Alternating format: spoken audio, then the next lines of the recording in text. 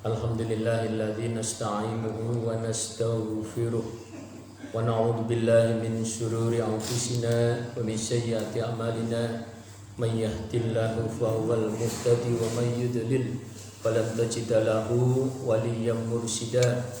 Asyhadu an la ilaha illallah wa asyhadu anna Muhammadar Rasulullah. Allahumma shalli wa sallim wa barik ala Muhammad wa ala alihi washabbihi ajmain. Raditu billahi rabba wa bil islami dina wa bi Muhammadin nabiyya wa rasula. Rabbi zidni ilma wa rzuqni fahma. Allahumma anfa'na bima 'allamtana wa 'allimna ma yanfa'una.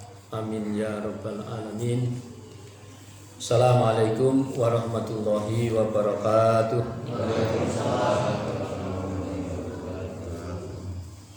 Monggo diawali kanthi maos basmalah. Bismillahirrahmanirrahim. Alhamdulillah wa syukurillah. Jemaah sekalian, kita tansah muji syukur dumateng Allah ingkang sampun paring sedaya kenikmatan dhateng kita. Nikmat menapa kemawon, termasuk nikmat ingkang paling sae inggih menika nikmatul iman wal Islam. Semanten mugi nikmat kesehatan monggo kita tansah syukur dumateng Allah Subhanahu wa taala. Jemaah sekalian, injang menika Selasa injang rutin ngaos hadis. Injang menika kita bahas ingkang berkaitan kalian tauhid.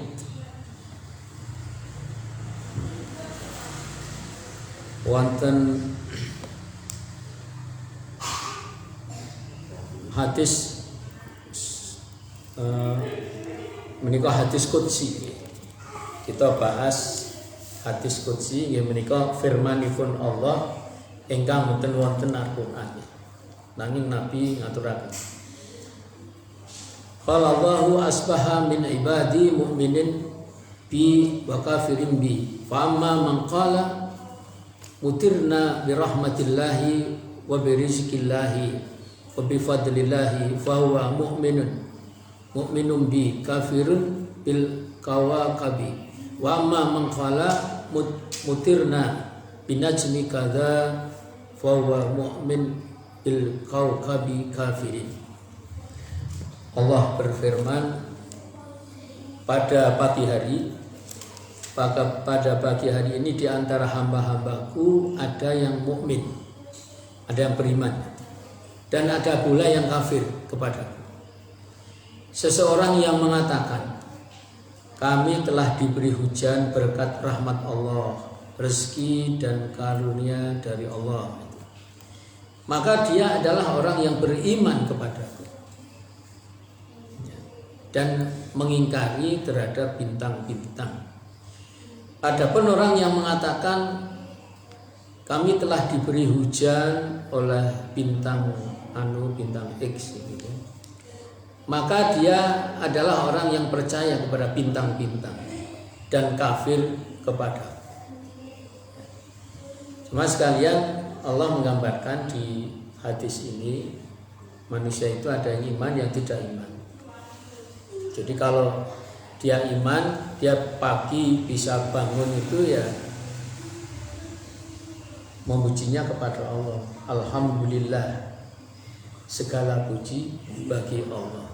Ahyana, yang menghidupkan kami, ba'dama amatana, setelah mematikan kami.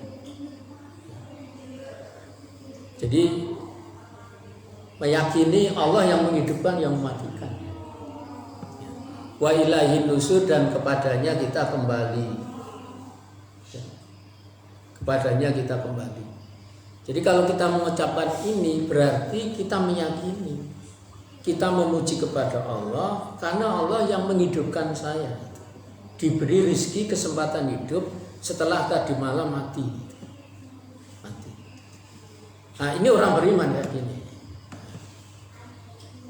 Tetapi kalau ada orang yang bangun tidak memuji Allah, ya, tidak meyakini bahwa saya bangun itu karena Allah, tapi ya karena bangun itu ya karena saya, karena kemampuan saya.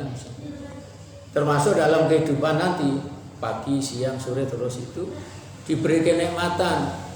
Ya, kalau orang iman alhamdulillah saya bisa bekerja, ya, mendapatkan penghasilannya bisa untuk beli makanan minuman kita makan misalnya, ya, karena Allah yang memberikan kemampuan dalam badan saya.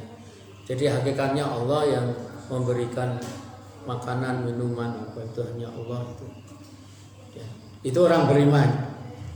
Tetapi kalau ada orang mengatakan ya dia hidup kemudian tadi pagi-pagi tidak memuji Allah, kemudian dia memang bekerja menghasilkannya, tapi dia mengatakan ya saya dapat rezeki makanan minum itu dari usaha saya, dari ilmu saya, keterampilan saya, apalagi saya itu ya sekolah kuliah S1 S2 sehingga saya bisa bekerja di tempat yang ya banyak duitnya, ya, dan sebagainya. Nah ini bukan orang beriman, orang kafir namanya, tidak iman pada Allah, tapi lebih iman pada kemampuan dirinya dan sebagainya. Jadi persoalan akidah sama sekali. Nah selanjutnya di hadis riwayat Muslim di dalam Bukhari juga ada, Allah berfirman, alam tarau ila ma qala rabbukum qala ma an'amtu ala ibadi min nikmatin illa asbaha fariqum minhum biha kafirina yaqulunal kawakibu wa bil kawakib. Tidakkah kamu lihat apa yang telah difirmankan oleh Tuhanmu? Dia Allah telah berfirman, tidak sekali-kali aku memberi nikmat berupa rahmat, yaitu misalnya hujan, melainkan pada pagi harinya sebagian dari mereka ada yang kafir terhadap nikmat itu. Mereka mengatakan, ya kami diberi hujan karena bintang anu. Ini artinya senada dengan tadi, ya.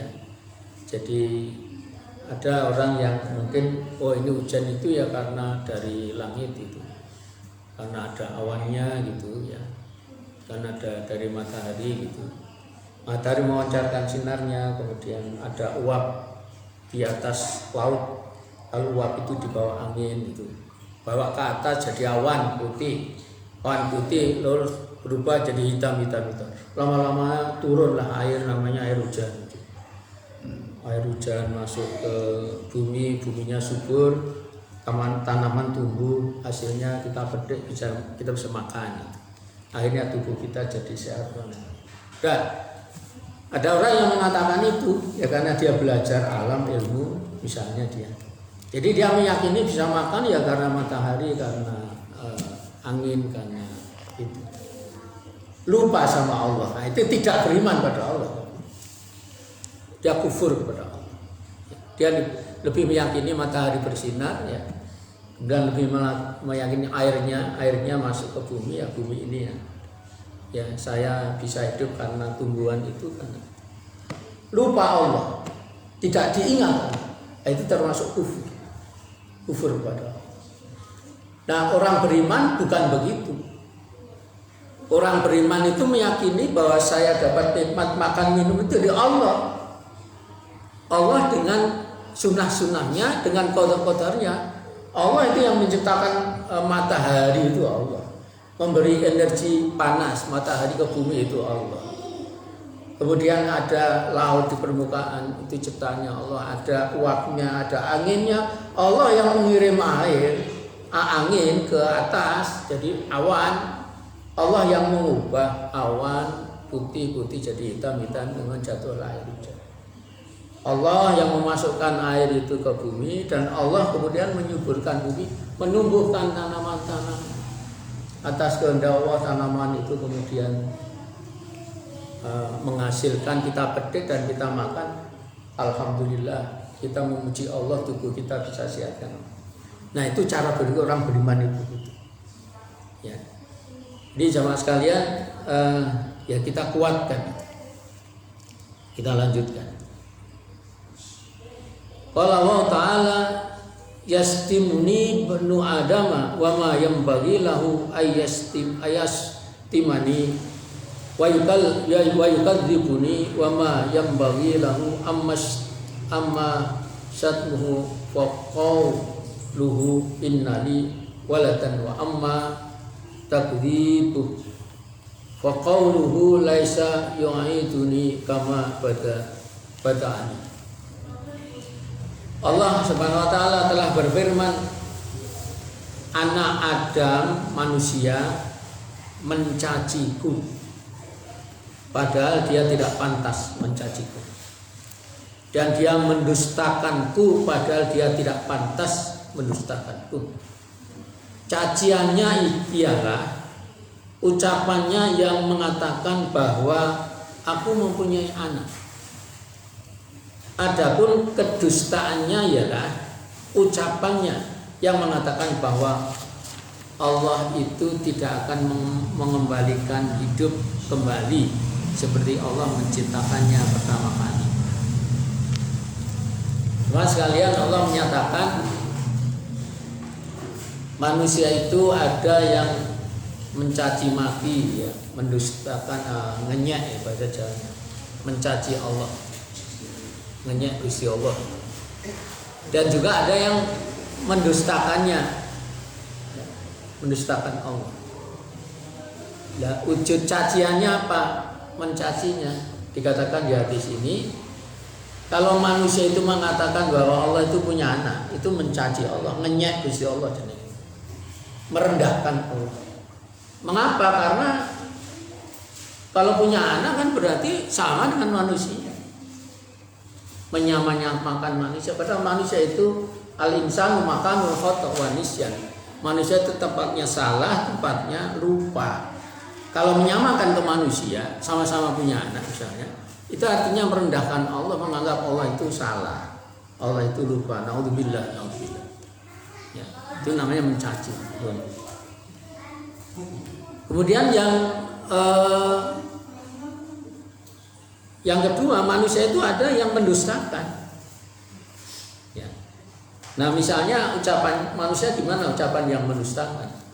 Ya, mengatakan, ya, orang itu mengatakan bahwa kita tidak akan dikembalikan, kita tidak akan kembali kepada Allah. Ya. Jadi artinya dia tidak beriman pada hari akhir, hari kiamat. Ya. Itu berdusta.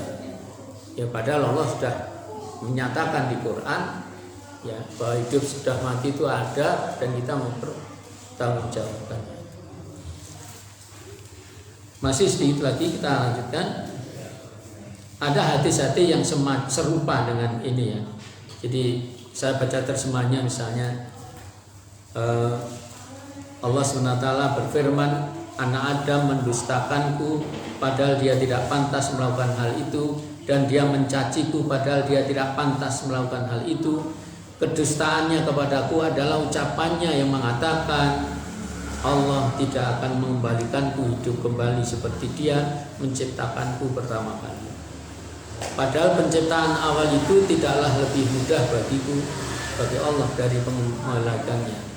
Adapun caciannya terhadapku adalah ucapan yang mengatakan Allah mengambil anak, padahal aku Maha Esa, segala sesuatu bergantung kepadaku. Aku tidak beranak, tidak diberanakkan, tidak ada satupun yang setara denganku.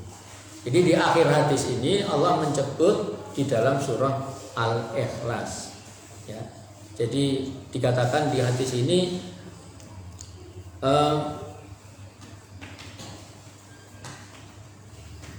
wa anal ahadus somatulam alid walam aulad walam yakulli kufwan ahad kufan ahad.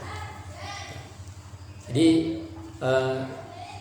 dikatakan ya saya itu ahad, esa, somad, tempat bergantung, ya, tidak beranak, tidak diberanakkan, tidak melahirkan, tidak dilahirkan, dan tidak ada satupun yang menyamai.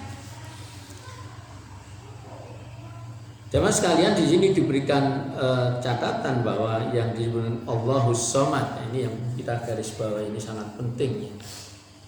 Diartikan secara umum Allahus Somad itu Allah tempat bergantung. menggantungkan hidup mati, menggantungkan nasib seluruh makhluknya. Mengapa? Karena seluruh makhluk itu ciptaannya Allah. Ya. Jadi contoh aja burung itu bisa terbang, bisa jalan di darat. Ya atas kehendak Allah, Allah ciptakan sayap untuk burung itu. Atas kehendak Allah ciptakan kaki dua sehingga bisa berjalan. Atas kehendak Allah dia mempunyai paruh sehingga dengan paruh dia makan secara langsung dengan paruhnya itu. Misalnya itu maunya Allah. Jadi keyakinan kita orang beriman burung itu bisa terbang ya karena Allah yang menerbangkan, tergantung Allahnya ya. Allah, burung itu bisa makan makhluk itu ya karena Allah. Ikan-ikan itu bisa hidup di air, berenang dengan siripnya ya itu Allah yang menghendaki begitu, bukan ikan itu sendiri ya, dan seterusnya termasuk kita manusia ya. Kita bisa berpikir dengan otak kita, melihat dengan mata kita, mendengar dengan telinga, semua itu rancangan Allah semua. Allah yang menghendaki sehingga semua manusia di alam ini sama semua. Matanya orang Eropa untuk melihat, matanya orang Afrika juga untuk melihat, matanya orang Semarang juga untuk melihat, matanya orang mana saja ketemu ya. Kita di Mekah ketemu banyak orang dari berbagai negeri, ternyata sama-sama matanya untuk melihat, sama-sama telinga untuk mendengar, sama-sama kakinya untuk berjalan. Karena apa? Ya pabriknya cuma satu, pabriknya Allah. Kita itu produknya Allah. Dan kemudian produk itu diberi merek yang pernah saya sampaikan, mereknya adalah Al-Islam. Jadi jamaah sekalian, semua isi alam itu tergantung kepada Allah. Kalau toh manusia itu bisa berikhtiar, ini kaitannya nanti kajian dengan qadar, ikhtiar. Manusia berusaha. Manusia berusaha itu kan dengan mata melihat gitu. Usahanya manusia kan begitu. Ikhtiarnya manusia itu dengan matanya melihat, telinganya mendengar, kakinya berjalan, tangannya untuk memegang, mengambil dan sebagainya, otaknya untuk berpikir, untuk menyimpan ilmu, ya, dan sebagainya. Itu ikhtiarnya manusia kan dengan itu gitu. Ya. Perut kita lapar, ya, lapar gitu ya, pengen laparnya hilang. Ya hukum Allah mengatakan ya matanya melihat ada makanan enggak? Oh enggak ada. Kalau enggak ada kakinya jalan menuju cari tempat makanan. Oh kalau sudah ketemu makan diambillah dengan tangan. Ya, tangannya ngambil. Kemudian masukkanlah ke mulut itulah.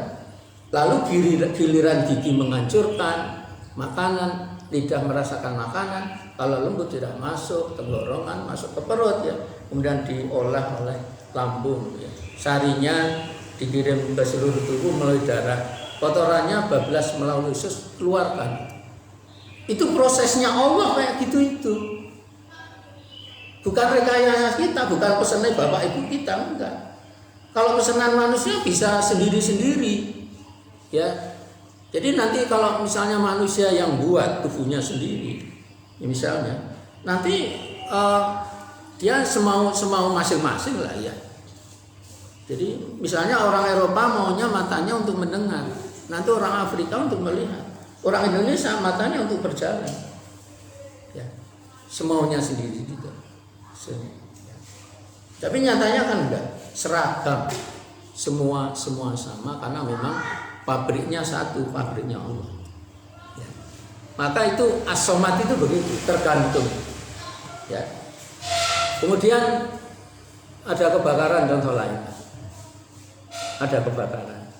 Nah kalau ingin kebakarannya itu selesai, apinya padam, ya kita teleponnya ke pemadam, sehingga truk tangki air yang datang, disemprot air mati. Itu hukumnya Allah kayak gitu itu. Allah menciptakan kandungan kimia di air, kandungan kimia di api, kalau ditemukan apinya mati. Ya. Tapi kalau salah sambung teleponnya yang ditelepon Pertamina, kemudian yang datang truk tangki minyak misalnya, datanglah truk tangki minyak, disemprot sampai minyak, yo tambah gede, tambah habis semuanya. Itu juga hukum Allah. Ya, karena kandungan minyak, kandungan air, kandungan api beda-beda. Kalau minyak ketemu api, apinya tambah besar. Kalau apinya ditemukan air, airnya mati. Itu hukum Allah. Tinggal manusia milih saja. Milih saja. Nah, ikhtiarnya manusia apa? Yang angkat telepon, tangannya ngangkat telepon, jarinya nukul-nukul. Ya. Kalau benar teleponnya, berarti kita teleponnya ke pemadam. Pemadam berikhtiar, ada yang nyopir, ada yang mobilnya datang. Itu ikhtiarnya manusia. Tetapi manusia itu bisa ngangkat telepon, bisa mendengar suaranya, ada wih dan sebagainya. Bisa nyemprot ini misalnya. Loh, tangan manusia, telinga manusia, otak manusia berpikir, itu Allah semua yang menciptakan. Ya, makanya tergantung kepada Allah. Ya, maka hati-hati ketika kita memahami qada dalam hal takdir sama ikhtiar. Biasanya orang mikirnya begini. Ini takdir sendiri, kotaknya sendiri, ini ikhtiar kotaknya sendiri. Jadi kalau sudah kita bicara takdir urusannya Allah, ya, orang urusannya karo manusia. Sebaliknya kalau kita bicara ikhtiar usaha, urusannya Allah, urusannya manusia, Allah nggak perlu campur. Ya kayak tadi, saya bisa makan minum ya karena saya kerja, saya usaha, saya ikhtiar, saya punya ilmu, saya bekerja, ya saya dapat penghasilan, beli makan bisa makan. Ya saya bisa makan ya karena diri saya. Orang mengatakan itu ikhtiar usaha. Ya, tapi dia tidak menghubungkannya kepada Allah. Ini pola pikir orang kafir begitu. Ya. Jadi sehingga ada kesan kotak ikhtiar sendiri. Ini manusia, ini urusan manusia, usaha itu ya. Kotaknya takdir sendiri. Oh, takdir itu urusan Allah, dan sebagainya.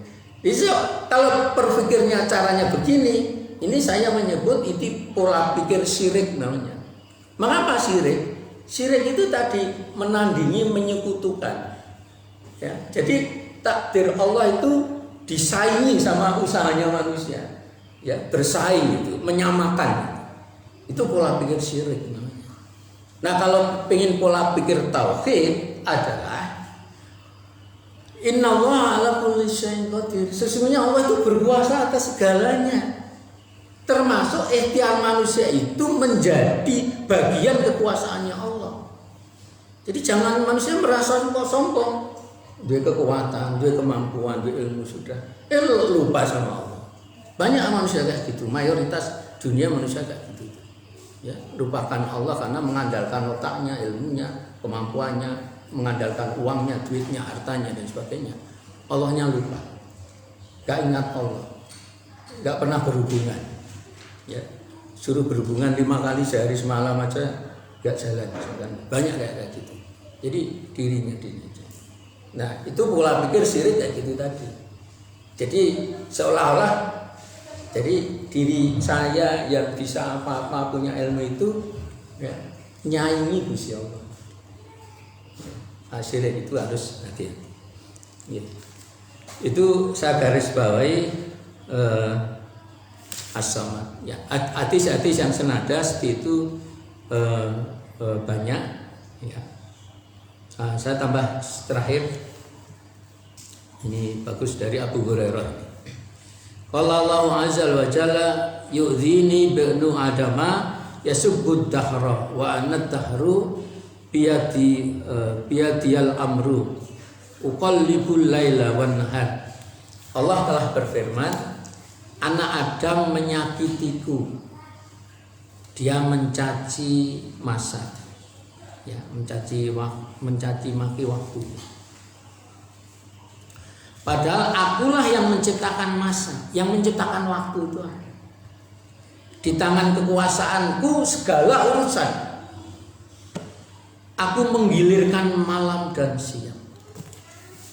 Sudah pendek sekali. Ini Masya Allah luar biasa isinya. Allah menyatakan manusia itu menyakitiku, dia mencaci aku. Dia mencaci maki waktu. Ini tidak hujan barang ini. Awan-awan kudune panas tidak hujan. Mencaci maki.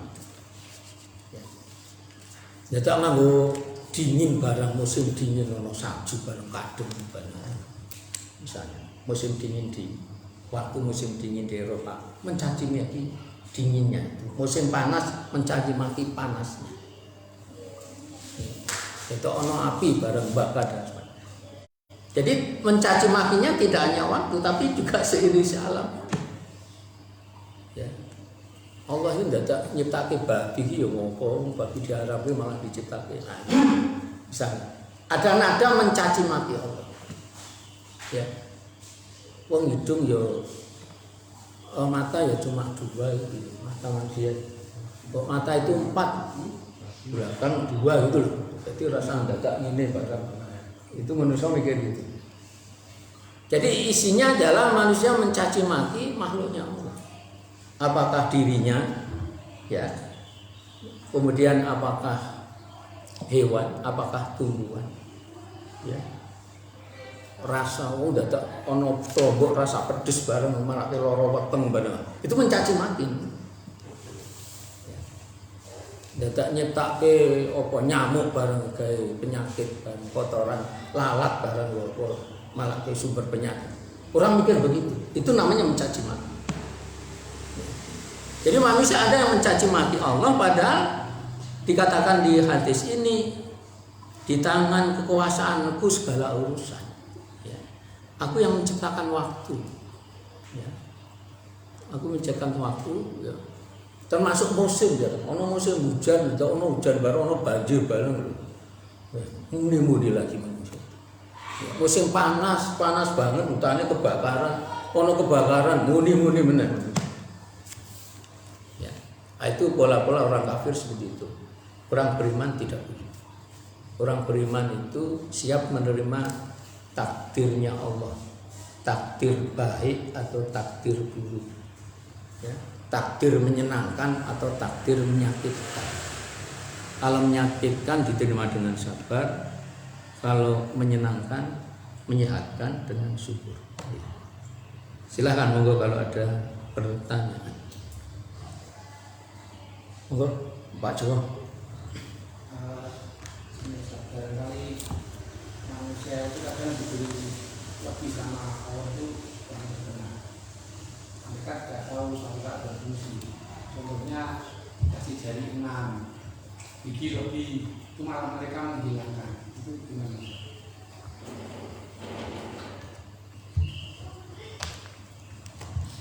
Ada di Al-Hajj ayat 5 ya.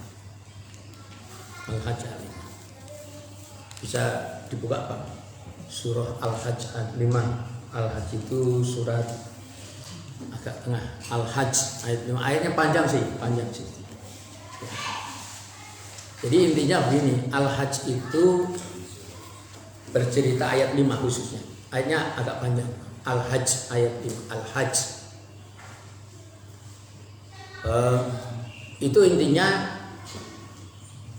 kalau manusia ragu-ragu terhadap hari kiamat, tahu bahwa Allah menciptakan manusia kemudian diurutkan mulai dari nutfah itu sperma, berubah menjadi alaqah, gumpalan darah, mudghah, gumpalan daging, kemudian membentuk, ya. Ini sama halnya dengan Al-Mu'minun 12 sampai 14. Jadi kemudian setelah gumpalan daging disebutkan kalau di surah Al-Mu'minun disebutkan ada fasaunal idhama lahman. Jadi tulang, Allah ngasih tulang kemudian dibungkus daging. Wa sa'na khalqan akhar, Allah ciptakan bentuknya beda. Jadi kalau sudah wujud bayi itu beda dengan sperma, beda dengan darah, beda dengan kemarin. Dan membentuk manusia. Kemudian kalau di Al-Hajj itu ada yang lahir normal, saya bahasa bebasnya, ada yang kurang normal ketika bayi lahir. Ya. Jadi bentuknya ketidaknormalan ya macam-macam, termasuk tadi jari. Ya, ada yang normal, ada yang tidak normal. Ya itu semuanya sudah kodok-kodoknya Allah. termasuk jari 6 tadi misalnya. Ya sebenarnya begini, ya kalau bagusnya ya terima apa adanya. Asal begini catatannya, boleh diberi catatan begini, boleh. Catatannya adalah apakah perbedaan dia dengan yang lain itu mengganggu kehidupannya apa?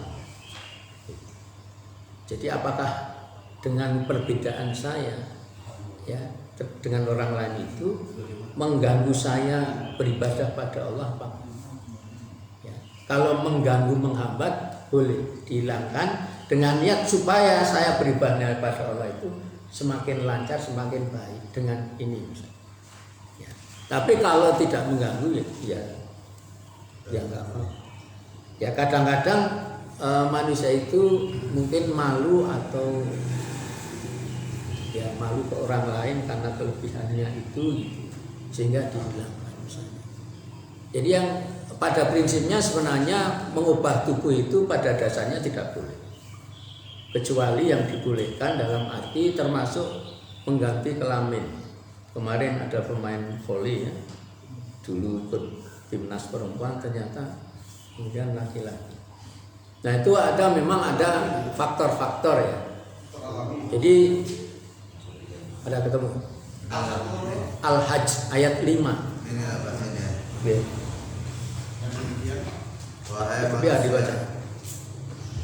Wahai manusia, jika kamu meragukan hari kebangkitan, maka sungguhnya kami telah menjadikan kamu dari tanah, kemudian dari setetes mani, kemudian dari segumpal darah, kemudian dari segumpal daging yang sempurna kejadiannya dan yang tidak sempurna dan tidak sempurna, agar kami jelaskan kepada kamu dan kami tetapkan dalam rahim menurut kehendak kami sampai batas waktu yang sudah ditentukan.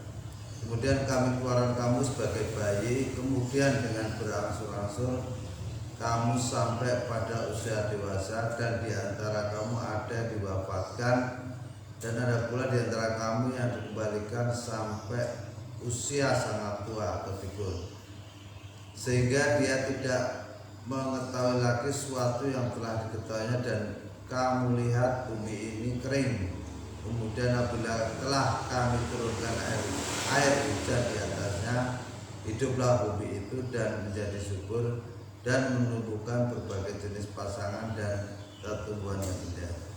Ini ayat panjang luar biasa isinya.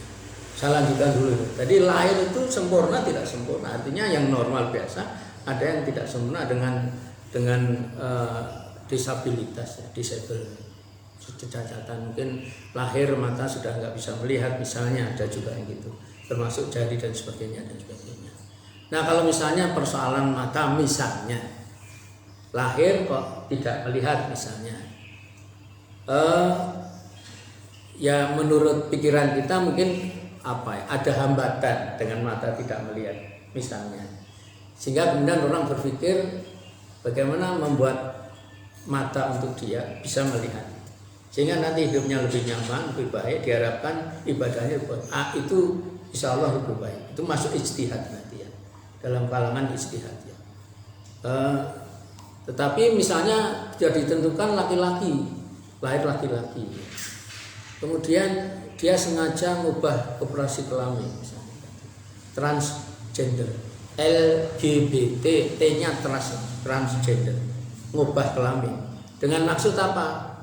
Ya merasa rekoso dadi wong lanang itu, ben terkenal pilih dadi wong wedok wae misalnya. Itu kan alasan dunia. Itu yang dilarang, tidak boleh. Tidak boleh. Ya. Kemudian kembali tadi, itu luar biasa. Lahir ada yang mati muda tadi disebutkan, mati bayi, mati muda ada. Tapi ada yang panjangan umurnya sampai tua, sampai simbah-simbah, kakek nenek, sampai tadi lupa terhadap yang diingat tadi. Itu namanya bahasanya pikun. Ya, pikun. Allah itu yang menciptakan pikun. Maka kita hati-hati dan belajar. Kalau bapak ibu masih punya orang tua yang sudah 70, 80 misalnya, ya, itu juga harus sabar. Ya. Jadi ucapan beliau itu jangan diambil hati. Oh dia sudah pikun. Ya. Saya mengalami sendiri, ibu saya itu kalau cerita ini diulang-ulang, ulang-ulang kadang ini. Ya biarkan aja, nggak usah dibuat reaksi. Ya, wong dia sudah pikun. Barangkali barusan diucapkan lagi atau punya persepsi apa? Ya, duitku hilang-hilang, wae, kayak ono maling, bayangannya kan gitu. Ya misalnya gitu kan, yang namanya orang tua. Duitku hilang-hilang, wae, mesti ono wong sing jipuk maling itu. Ya. Yang gak usah tanggapi ya, kalau mati mungkin ibu lupa gitu aja kan, kadang orang tua naruh ini lupa terus ya taruh sana lupa dan sebagainya. Maka harus sikapnya harus bijak ya. Mungkin kita punya anak beberapa, punya orang tua yang sudah sangat pikun, jadi jangan terlalu reaktif. Mungkin kalau si A menceritakan anaknya si A misalnya gini-gini menceritakan, itu nggak usah dipanggil diambil hati, enggak, dia sudah pikun, dipahami seperti itu. Ya, kalau ini dipermasalahkan, geger anak-anaknya. Gara-gara ucapan orang tua yang sudah pikun itu tadi. Wong barusan dikasih makan, selesai makan dibalik, aku kok pakai makan ini. Padahal barusan piringnya dikembalikan. Ya namanya pikun, maka kita yang belum pikun, masih yang agak muda ini harus memahami. Ya gitu aja. Ada satu lagi kalau ada. Ya Pak Wandi. Halo. Yang saya sampaikan itu berhubungan dengan yang kemarin saya. Jadi di kuburan itu sudah ada pengelolaan kuburan, dan di kuburan itu diberi pajak. Kalau 3 tahun dan diberi pajak, nanti makannya nanti bisa diberi orang lain. Itu perjalanan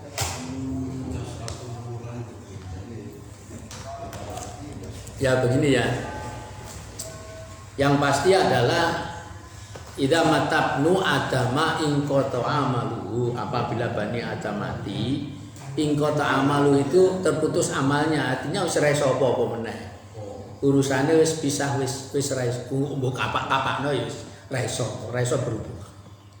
Urusan selesai dengan semua orang termasuk suami istrinya. Kalau istrinya mati, dan betul-betul mati, urusan selesai, urusan dengan suaminya dengan wis putus selesai itu. Ya. Itu prinsipnya itu. Tapi kalau di hadis kan kaitannya illa min salasin, kecuali 3 hal, artinya walaupun mati tetap dapat pahalanya. Gitu. Ya. Sedekah jariyah, au ilmin yuntafa'u bi, sedekah jariyah, ilmu yang bermanfaat, au waladin soleh ya taulah, anak soleh yang mendoakan. Itu masih bisa berhubungan walaupun mati, dalam arti ada pahala itu ya. Jadi kita didik anak Fatihah, anak bisa Fatihah, bisa tahu paham ya. Kita sudah meninggal, anak kita kok masih ngamalke Fatihah, pahalanya ada terus. Misalnya itu contoh sederhana. Nah kembali ke urusan itu ya. Kemudian yang kedua adalah, selain tadi udah putus, yang kedua adalah kita diajarkan dalam Islam, hadis pernah kita bahas, kita harus menghormati almarhum almarhumah walaupun mereka sudah meninggal, sudah putus hubungan ya. Nah penghormatan ke almarhum almarhumah dalam Islam itu ya, satu ya kita memandikan ya, kayak orang hidup lah, kita mandikan, kita tersucikan, kita bungkus dengan mori ya, dikafani misalnya, kemudian kita bawa ke kuburan ya, kita doakan, kita bawa, itu masih dalam penghormatan kita kepada almarhum walaupun sudah jadi bahasa kasarnya bangkai ya, kita kuburkan misalnya. Kita toto itu sampai memang ya kuburannya ya ada sih suami istri yang kuburannya itu kubur bareng sak lubang ada misalnya, atau siapa sekeluarga satu lubang misalnya ya, mungkin ya tinggal posisinya, kalau satu lubang lebar ya dijejer. Nah dijejer itu sebenarnya juga dalam rangka menghormati mayat, jadi tidak ditumpuk kayak bangunan tingkat gitu ya. Jadi misalnya 3 orang, karena ini suami istri anak meninggal satu kubur, ditumpuk-tumpuk, itu lebih baik dijejer ke sini ya, tengah kanan kiri, jangan ditumpuk telu Ini dalam rangka penghormatan sebenarnya. Nah, makanya kalau ini bisa dilakukan itu lebih bagus. Ya. Hanya masalahnya memang tanah itu kan terbatas, apalagi di kota gitu. Ya, sehingga kadang itu ya ini pengelolaan di pemerintahan ya. Pemda misalnya harus dibayar. Sebenarnya pada prinsipnya nggak usah bayar orang bumi ini Gusti Allah, tetap bayar barang misalnya. Tapi karena persoalan sosial tadi, jadi maka sama sekalian. Tapi ini bisa diambil misalnya kebijakan dia dikubur sudah berapa tahun. Kalau misalnya jasadnya sudah hancur, tidak apa-apa. Sudah 10 tahun misalnya, ini sudah usaha 10 tahun, sudah nggak ada jasad, sudah nggak ada lagi. Oh, nyawanya udah menghadap Allah, jasadnya udah habis kok, sama, udah nggak ada lagi, dianggap nggak ada, memang nggak ada, udah hancur.